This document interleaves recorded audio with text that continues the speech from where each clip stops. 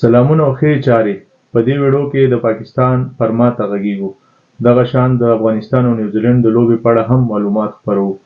بیګا به تاسو د پاکستان او امریکې ترمنځ لوبه لیدلې وي. ډېره یو جالبه لوبه ترسره شوه. لوبه وروستي اوور ته لاړه او په وروستي اوور کې 15 منډې پکار وي. بالینګ ته هاریس روپ راغلی او دغه شان د امریکا تورپوستی شیخ لوبغاړی ایرن جونز په سټرایک باندې ولاړ و. نو داسې وخت راغی چې په 3 بالو 12 منډې پاتې شوې او بیا په 2 بالو 6 او په 1 بال 5 منډې پاتې شوې.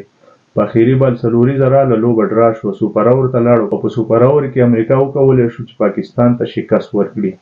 اوس د پاکستان 3 لوبې پاتې دي. پاکستان یو ډېر سخت حالت کې قرار لري. که غواړي سوپر 8 مرحلې ته لاړ شي، 3 را روانې لوبې د انډیا، آیرلینډ او کاناډا خلاف بریا خپله کړي.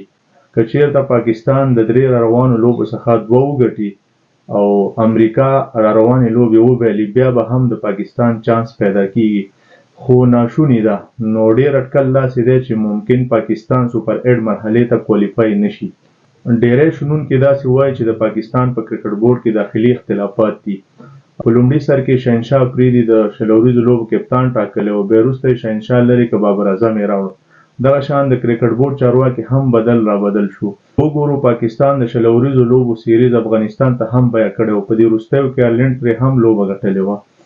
افغانستان په خپل ګروپ کې په ټاپ دی. یوه لوبه یې ترسره کړې او په غټ مارجن یې ګټلې. د افغانستان نیټ رن ریټ چې دی ډېر هیلدي دی، د ټولو لوبډلو نه لوړ دی. نو را روانه لوبه د افغانستان د نیوزیلند سره ده. لکه څنګه چې امریکا د کاناډا څخه لوبه وګټله او دغه شان په دویمه لوبه کې پاکستان ته شکست ورکړ، نو افغانستان به هم نیوزیلند ته شکست ورکوي. مخکې لوبه یوګندا نه ګټلې وه او دا لوبه یې د نیوزیلند سره ده. نیوزیلند نه به یې ځکه ګټي چې افغان لوبغاړي د ویسټ انډیز د کنډیشن سره ډېر زیات بلد دي. او بله دا چې د افغانستان کرکټ بورډ ډېر او ښه کار کړی. لکه څنګه چې په 2023 نړیوال جام کې د هند اجے جدیجا مرستیال روزونکی ټاکلی و. دغه شان اوس شل اوریز جام په ویسټ انډیز کې دی او د ویسټ انډیز ډي جے براو چې ډېره زیاته تجربه لري، فرانچایزز لیګونو کې هم لوبېدلی، ډېر نړیوال جامونه یې هم لوبولي. نو د افغانستان لوبغاړي په ذهني لحاظ باندې هم ډېر زیات پیاوړي شوي او هغه د ویننګ مومنټم چې دی دا ورسره دی. نو انشاءالله نیوزیلند نه به هم شکست ورکوي. را روانې 2 لوبې پینجي او ویسټ انډیز سره پاتې کېږي. هغې کې چې یوه هم وګټي نو کوالیفای کېږي او خدای مکړه که دا لوبه بیه کې باید چې را روانې 2 لوبې باید ضرور وګټي.